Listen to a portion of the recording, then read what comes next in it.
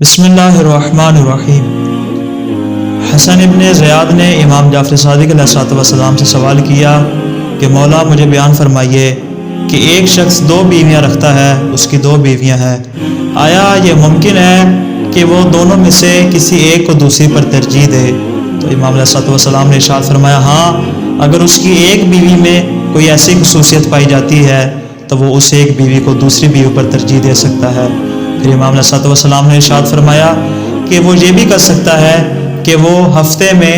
3 راتیں اس بیوی کے لیے قرار دے اور 1 رات وہ دوسری بیوی کے لیے قرار دے، اس لیے مرد کو یہ حق حاصل ہے کہ وہ 4 شادیاں کر سکتا ہے، لہٰذا باقی جو 2 راتیں بچے گی تو وہ اگر اس کی 2 مزید بیویاں ہوں یا وہ 2 مزید عورتوں سے شادی کرنا چاہتا ہو تو وہ باقی 2 راتوں کو ان کے لیے قرار دے سکتا ہے۔ لہٰذا یہاں پر عدل کو اور انصاف کو مد نظر رکھتے ہوئے کہ جس کو قرآن مجید میں بیان کیا گیا کہ عدل و انصاف ضروری ہے،